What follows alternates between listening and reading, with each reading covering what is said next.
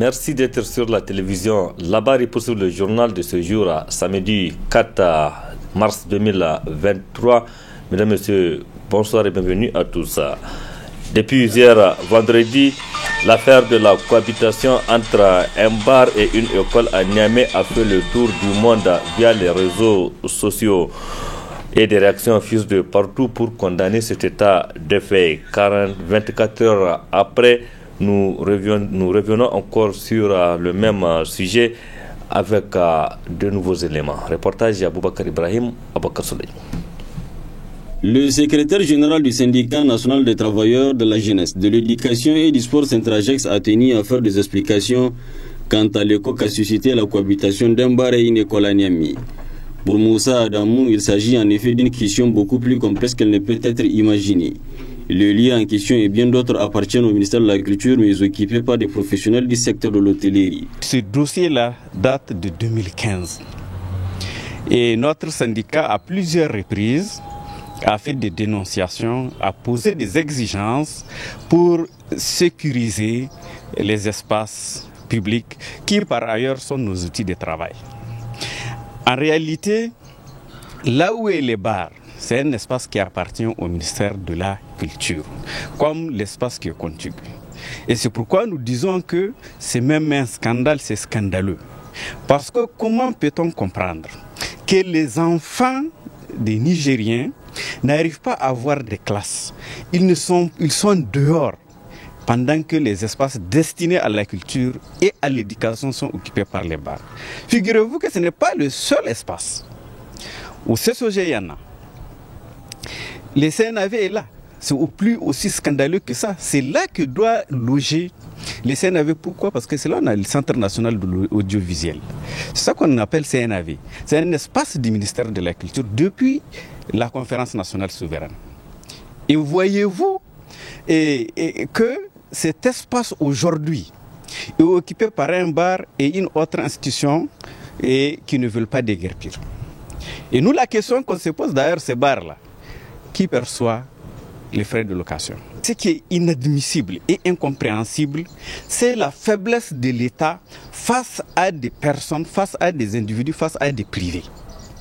C'est cet espace, depuis 2015, puisqu'il y a eu la question de la résorption des flux scolaires, c'est que les enfants post-CM2 que le ministère de la Culture devait prendre en charge. La question de l'espace où implanter les écoles se pose. À défaut de les déguerpir, les gens ont construit des classes au musée qui, à l'heure actuelle, en 2015, ces classes-là n'ont pas encore été réceptionnées. On ne sait pas dans quelles conditions ces classes-là ont été faites. Et très mal faites d'ailleurs. Très mal faites. Et vous voyez, l'espace ne fait pas 50 mètres carrés et il y a combien d'élèves là-bas? Il y a combien d'élèves?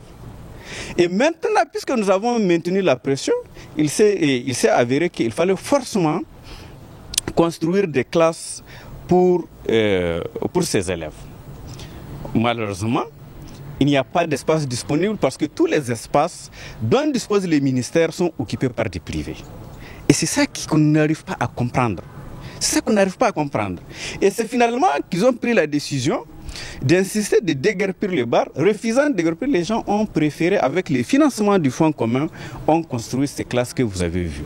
Invitant le public à plus d'égard à leur secteur d'activité, le président de la Fédération des organisations du tourisme et de l'hôtellerie du Niger a fait remarquer que le propriétaire du bar en question est lié par un contrat et qu'il n'a jamais voulu de cette cohabitation. Par rapport donc au sujet même, il faut dire que la rencontre que nous avons eue avec le gérant donc, de cet établissement donc, nous a fait découvrir donc, beaucoup de choses.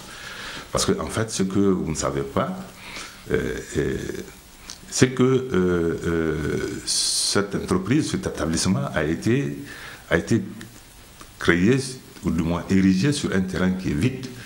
Et donc tout l'investissement qui a abouti donc à la création de l'établissement et du fait donc d'une tierce personne, en l'occurrence le gérant, donc qui est lié par ce centre-là, par un contrat. Et dans le contrat, il est stipulé que si le centre veut disposer de cet espace qui a été utilisé pour la construction donc, de l'établissement, que le centre donc, s'organise donc, pour rembourser donc, l'investissement donc, qui a été fait par le gérant. Donc, ces dispositions-là ont été clairement définies dans le contrat. Or, avant la construction de l'école, c'était c'est-à-dire que cette disposition-là devrait être respectée. Faire partir le bar et le restaurant et avant de construire l'école, ça n'a pas été fait. Donc c'est d'où donc une première erreur donc de cette administration-là. Deuxièmement, quand le problème s'était posé, donc le gérant même de l'établissement, le gérant libre de l'établissement, donc a approché l'administration pour demander, pour chercher une solution amiable, pour leur dire, écoutez, bon, j'ai vu que vous êtes en train de construire probablement quelque chose, je ne sais pas si c'est une école, c'est quoi, mais dans le contrat, vous devrez m'informer d'abord. Cela n'a pas été fait, mais que cela ne tienne, mais je me rends compte que l'espace là qui me reste ne me permet pas de faire mes activités. Et que par conséquent, je souhaiterais que vous preniez les dispositions telles que contenues dans le contrat pour pouvoir donc me rembourser donc le restant de mon investissement. À noter enfin que depuis la mise en circulation de l'élément, les activités du bar en question ont été suspendues depuis ce 4 mars 2023. Voilà, autre aspect de cette édition, les responsables du groupe Star Oil ont procédé à la présentation du groupe régional Star Oil et ses produits au public. C'était hier, vendredi 3 mars 2023, à l'hôtel Bravia de Niamey. Une cérémonie qui a vu la participation de l'ambassadeur de la République du Mauritanie au Niger et de plusieurs autres invités, parmi lesquels Boubacar Ibrahim et Ibrahim Aboudou. Présent au Niger depuis mai 2022 après acquisition du groupe Total, le groupe régional africain Star Oil officialise ainsi sa présence au Niger à travers la présente assise. Il s'agit, selon le directeur général, à travers cette cérémonie voulue symbolique, de présenter et de faire connaître Star Oil aux principaux clients. Ibrahim Ndiaye a dans son intervention dressé ce qui fait la particularité et la renommée de Star Oil. Et nous avons souhaité organiser cette journée pour présenter le groupe d'abord, et puis ensuite présenter nos produits. Donc présenter les produits que Star Oil distribue. Ce qu'il faut savoir, c'est que Star Oil est un groupe à capitaux privés 100% africain qui a commencé ses activités depuis plus de 30 ans. 30 ans maintenant, donc ce n'est pas une jeune société. Nous sommes peut-être jeunes au Niger, mais nous avons une expérience assez longue dans la distribution. Et nous souhaitons mettre tout cela à profit pour proposer les meilleures qualités de service à nos clients et les rassurer sur le fait que ce n'est pas parce que Total est parti qu'ils ont tout perdu. Que Star Oil saura relever le défi et proposer, je pense, même mieux que Total. Pourquoi je dirais mieux? Parce que nous sommes une société africaine, nous connaissons mieux notre environnement, nous savons mieux nous adapter à notre environnement et nous sommes aussi flexibles. Et je dirais que ce soit dans le management de la société, que ce soit au niveau des collaborateurs de la société, nous souhaitons que les décisions puissent se prendre assez vite pour permettre de rassurer nos clients et de leur assurer une qualité de service irréprochable. Soulignant les rapports qu'ils espéraient avec le groupe Star Oil, les clients n'ont pas aussi manqué de faire part de leur impression. Par les contrats que nous avons signés avec cette société, nous sommes en tout cas très contents, en tout cas de par les services qu'ils nous offrent, parce que nous sommes présents sur l'ensemble des régions du Niger. Star Oil est venu avec notre innovation pour pouvoir satisfaire leur clientèle. Nous approvisionnons au niveau de Total, qui est devenu aujourd'hui Star Oil. Donc nous pensons que avec ce que nous avons apporté comme donc ça va être aussi quand même un partenaire avec lequel nous allons travailler. Des origines du groupe à la présentation des différentes filiales en passant par les objectifs, les clients à travers plusieurs exposés y droit à une vue détaillée du groupe Star Oil. Et évoluant aussi dans la construction, les centrales électriques, l'aviation, les mines et l'avitaillement des avions, le groupe régional Star Oil est composé des actionnaires 100% africains. Tenant ainsi compte des valeurs africaines qui les animent, le groupe a depuis son arrivée au Niger suspendu la vente des bières dans toutes les boutiques contre le groupe. Merci Bokar Ibrahima. Autre aspect de cette édition, un grand prêche a été organisé hier nuit à Djundjoumaye sur la route Torodi dans le 5e arrondissement communal de la ville de Niamey. C'est la 6e édition de ce prêche qu'organise le rassemblement des associations islamiques pour le développement et la paix. Les fidèles se sont mobilisés massivement pour aller écouter les messages. Résumé Hamza Sakou, Soumel Abdoulaye. L'éducation islamique, une solution à la dépravation des mœurs, est le thème central de ce grand prêche annuel dans l'arrondissement communal Niamey 5. Il s'agit de la 6e édition à son genre, regroupant toutes les couches sociales de cette commune et au-delà de la capitale, avec pour seul objectif de rappeler à ses fidèles musulmans le message d'Allah et de son messager, Mohammed paix et salut sur lui, pour un changement de comportement, mais aussi inviter ses fidèles à apprendre leur religion. L'initiative est celle du rassemblement des associations islamiques pour le développement et la paix, regroupant en son sein 8 structures islamiques de cette commune, ayant pour mission de rappeler la parole de Dieu.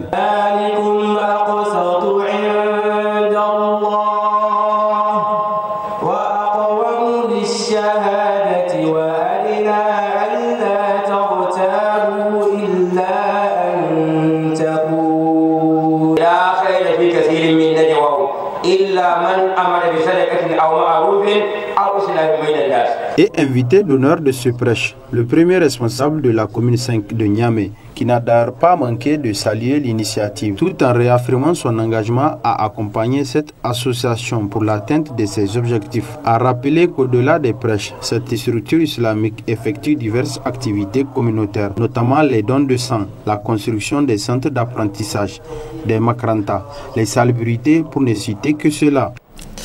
Pendant ce temps, Hamza Sakou à Djundjou, dans la région de Dosso, c'est une prière collective qui a été organisée toujours hier vendredi pour implorer la clémence de Dieu et la bénédiction du Tout-Puissant, le miséricorde sur le Niger et son peuple. Une initiative du chef de canton et de Sarki Mousselmi. Précision dans cet élément.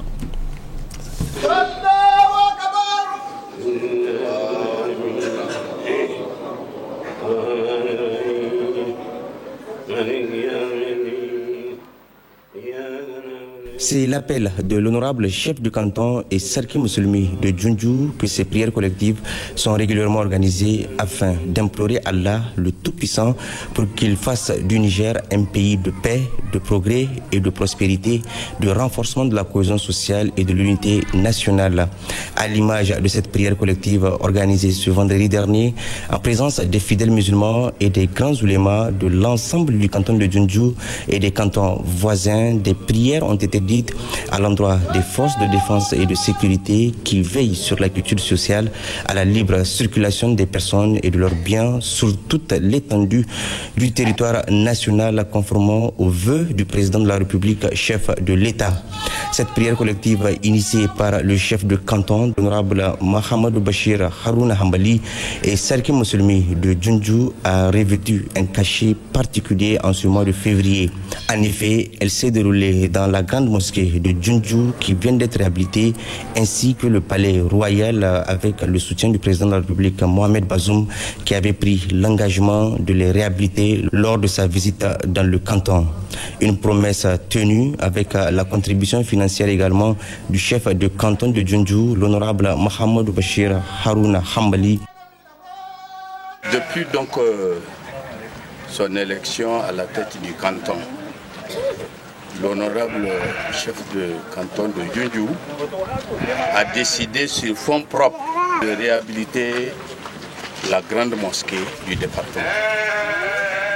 Donc en tant qu'autorité départementale, je tiens à le féliciter pour son œuvre et je prie les autres ressortissants du département de Djundjou de bien vouloir prendre son exemple pour des œuvres humanitaires. Masallacin nan kun gani ya koma sabo tas, to albarkacin da wannan Allah ya saka mishi da alheri, muna yi mishi godiya da aikin da mutum ya yi ma musulmi da a ƙarfafa musulunci, to ai sa mishi addu'a Allah ya ƙara jika hannun shi da samu. Sarki dai yana ga taka rawa a zo a gani. Bancin fannin noma da yake gai tun da ya hau yana nan yana bunƙasa noma cikin karkara ga tamu. Yau ga fannin musulunci kuma bai yada shi ba. Responsable de l'agence du Hajj et de la Oumara Hambali Voyage, l'honorable chef du canton de Djoundjou, à quelques semaines du début du Ramadan, a invité le peuple nigérien, qui est un peuple profondément croyant, à intensifier les prières collectives pour implorer la clémence et la miséricorde d'Allah pour faire du Niger un pays de progrès et de paix et pour qu'il nous gratifie d'une bonne campagne agricole. Il a invité les jeunes à redoubler d'efforts dans le travail, en particulier dans le domaine de l'agriculture et de l'élevage pour assurer l'autosuffisance alimentaire du Niger et renforcer la résilience des communautés face au changement climatique. Selon l'imam de la grande mosquée de Djoundjou, d'autres prières collectives sont également prévues à l'initiative toujours du chef de canton de Djoundjou, Mohamed Bachir Harouna Hambali, durant le mois béni de Ramadan. Restons dans la région de Dosso, précisément dans la commune de Dosso, pour parler d'une activité pratiquée par les femmes et qui génère assez de ressources. La transformation de l'arachide pour produire plusieurs produits dérivés, notamment l'huile, le tourteau ou la pâte, entre autres. Cette activité est beaucoup développée à Dosso, nous rapporte Amina Djibadji. Elle est notre correspondante sur place. Denrée très prisée et recherchée par la majorité du passant par Dosso, le tikadiké aux pâtes d'arachide est un produit dérivé de l'arachide, généralement cultivé localement ou acheté dans d'autres départements, mais toujours dans la même région. Quand bien même sa bonne saveur reste un secret que seuls les fabricants connaissent.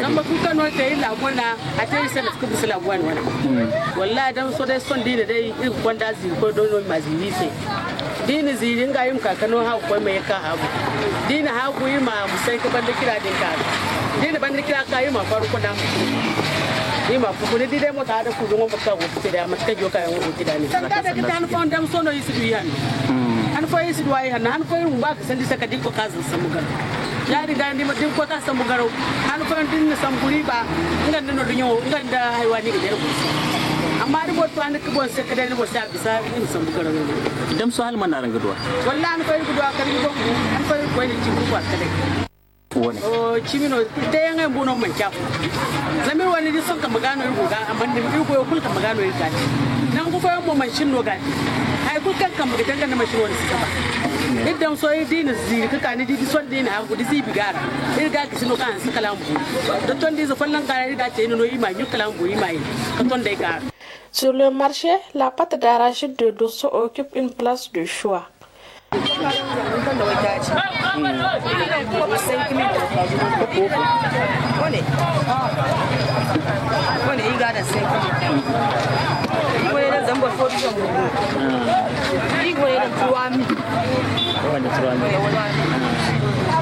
Sandai kai na nera tiga nera a ganin sandai ya zamsu haboyai walla zamsu mu wacha da tiga.